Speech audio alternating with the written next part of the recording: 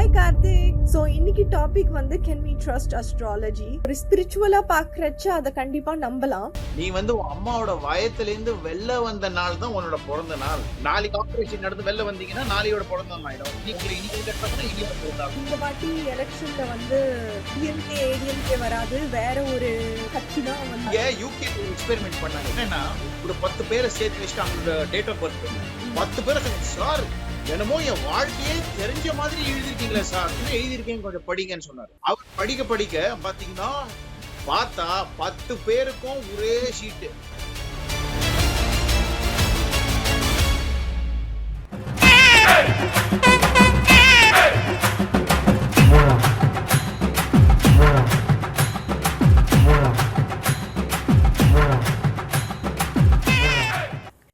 Hi Karthik. ஏய் சக்தி, எப்படி இருக்கீங்க? சௌக்கியமா? முதல் வீடியோல ஒரே ஒரு கமெண்ட் எல்லாம் வேற வந்திருக்கு, வியூஸ் எல்லாம் வேற வந்திருக்கு. ஆஹா, யா எல்லாம் உங்களுக்கு தான். கமெண்ட் வரட்டுங்க. ஆனா கடைசியில பார்த்தா சக்தியோட சோல சக்தி தானே ஸ்டார், சூப்பரா பண்ணிட்டீங்க போங்க. சரி, இதெல்லாம் ஒரு ஆரம்பம் இல்ல, இது ஒரு ட்ரெய்லர் தானே, இனிமே தானே மூவியே வரப்போகுது. ஸோ இன்னைக்கு டாபிக் வந்து கேன் வி ட்ரஸ்ட் அஸ்ட்ராலஜி? அஸ்ட்ராலஜினா தமிழ்ல என்ன சொல்லுவாங்க? ஜோசியம். ஜோசியத்தை நம்பலாமான்னு கேக்குறீங்களா? கரெக்ட். ஏங்க, நான் ஒரு என்ஜினியர், சயின்ஸ் ஸ்டூடெண்ட்.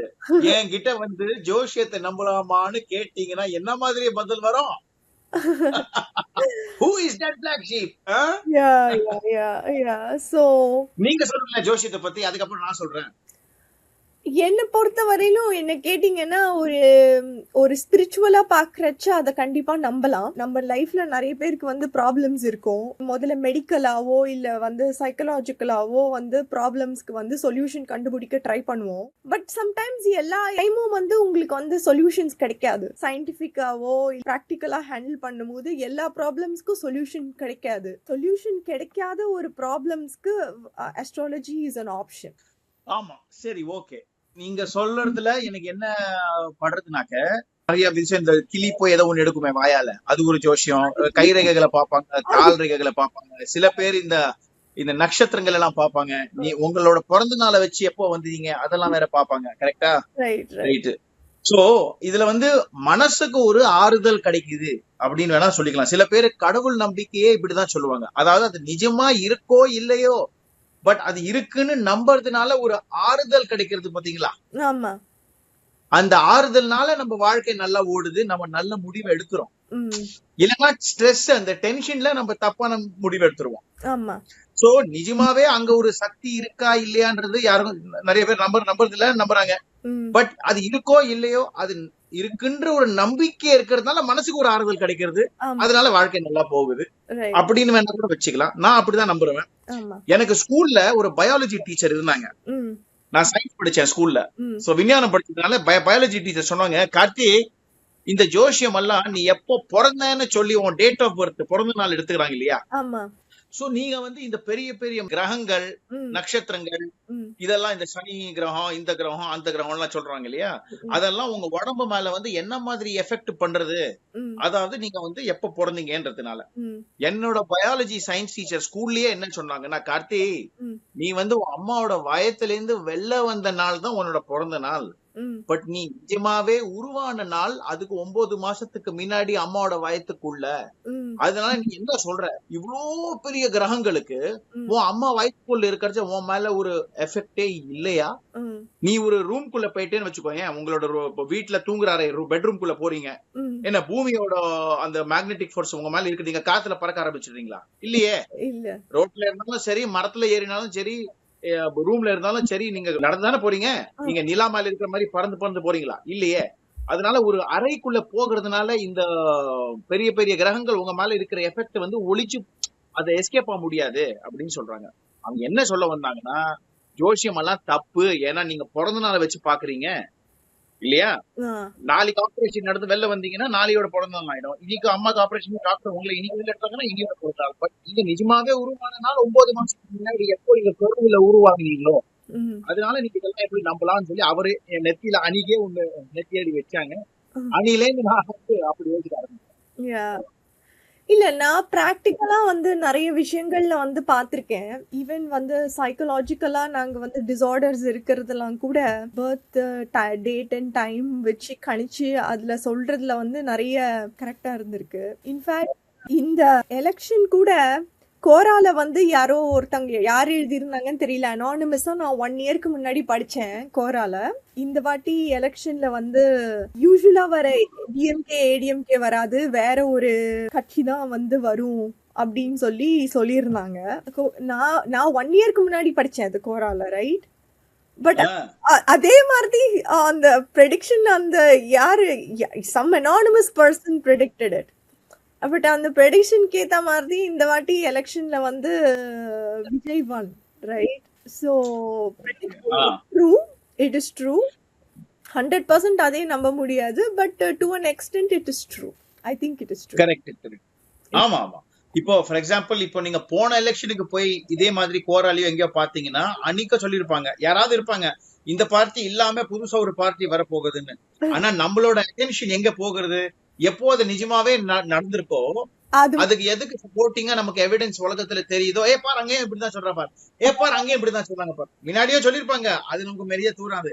எனக்கு இப்படி நடக்குதோ நம்ம கண் அங்கதான் போகுது இல்லையா?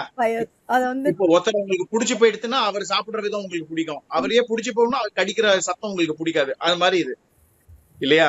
இங்க யூகேல ஒரு எக்ஸ்பெரிமெண்ட் பண்ணாங்க. யூகேல அமெரிக்காவோ லண்டன்லயோ ஒரு எக்ஸ்பெரிமெண்ட் பண்ணாங்க. என்னன்னா ஒரு 10 பேரை சேர்த்து வச்சுட்டு அவங்களோட டேட் ஆஃப் பர்த் பிறந்த நாள் எடுத்துட்டு ஒரு ஆசாமி வந்து நான் உங்களுக்கு எல்லாம் வந்து ஆளுக்கு ஒரு பேஜ் எழுதி கொடுப்பேன், உங்க வாழ்க்கை எப்படி இருக்கும்னு ஜோசியம் எழுதி 10 பேருக்கு 10 பேஜ கொடுத்தாங்க. அப்புறம் கேமரால வந்து சொன்னாங்க, எப்படி சார் இருக்கீங்க, நான் உங்களுக்கு கொடுத்தது எப்படி இருக்கு அப்படின்னு.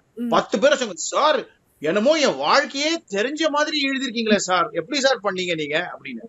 என்னோட டேட்டா நான் பிறந்த நாளுக்கு இவ்வளவு கண்டுபிடிச்சிட்டீங்களா சார்ன்னு, சூப்பர் அப்படின்னாங்க. அப்புறம் இவர் சிரிச்சுட்டு ஓகே கேமரா முதல் ஆளுக்கு காட்டுங்க சார், நான் என்ன எழுதியிருக்கேன்னு கொஞ்சம் படிங்கன்னு சொன்னாரு. அவர் படிக்க ஆரம்பிச்சார். அவர் படிக்க மொத்தம் 9 பேரோட மூஞ்சிய பாத்தீங்கன்னா என்னடா அப்படின்னு ஆச்சு. ஏன்னா நமக்கு தெரியாது என்ன நடக்குது, நம்ம வீடியோ தானே பாக்குறோம். அப்புறம் அவர் சொன்னாரு, சரி நிறுத்துங்க, அடுத்த பர்சன் நீங்க 5வது லைன்ல நிறுத்தீங்க இல்லையா, நீங்க 5வது லைன்லயும் படிங்க அப்படின்னு அவர் சொன்னாரு. அவர் படிக்க ஆரம்பிச்சாரு. பார்த்தா 10 பேருக்கும் ஒரே ஷீட், ஒரே டெக்ஸ்ட், 10 பேரு ஆம்பளை பொம்பளை, 10 டேட் ஆஃப் பர்த், 10 பிறந்த நாள். ஆனா இவர் எழுதி வந்து எப்படி தெரியுமா எழுதியிருக்காரு, உங்களுக்கு கோபம் வந்தா நீங்க இப்படி பண்ணுவீங்க, நீங்க இப்படி நீங்க வாழ்க்கையில நீங்க இப்படி பண்ணிருப்பீங்க, அப்படி இப்படின்னு சேம் அதே புருடா அதே மசாலா இந்த ஜோசியர்கள் பேசுவாங்க இல்லையா, அதே வார்த்தையில ஒரே விஷயத்த 10 பேருக்கு எழுதி கொடுத்துட்டு அந்த 10 பேரோட மனசு எப்படி வேலை செஞ்சிருக்குன்னா, உங்களுக்கும் எனக்கு அப்படிதான் வேலை செய்யும், எல்லாருக்கும் அப்படிதான் வேலை செய்யும், வீடியோ பாக்குறவங்களுக்கும் அப்படிதான்.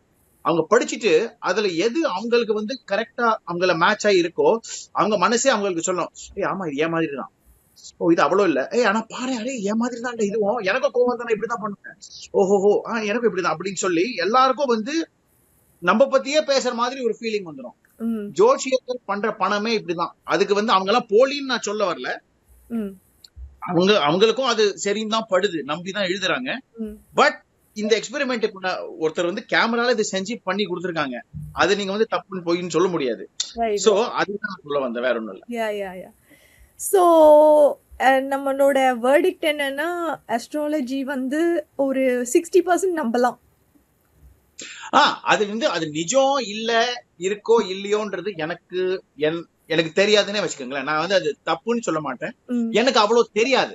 மேபி அதுல இன்னும் போனா இருக்குமோ இல்லையோ, பட் இது எனக்கு தெரியும். அது உண்மையான நம்பி இறங்கிட்டீங்கன்னா மனசுக்கு ஆறுதல் கிடைக்கும். ரைட்.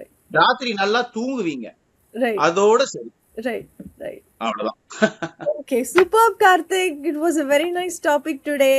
நம்ம வந்து we will come again with another topic which will be more interesting. Bell icon-ஐ வெக்கப்படாம அமுத்தணும், subscribe button-ஐ கூச்சப்படாம அமுத்தணும். அவ்வளவுதானே சொல்லியாச்சு, பண்ணிடுவானுங்க, கவலைப்படாதீங்க.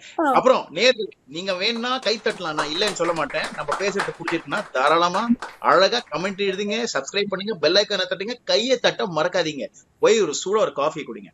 See you on the other side. Thank you. See you. Bye-bye. Okay. Bye. Bye.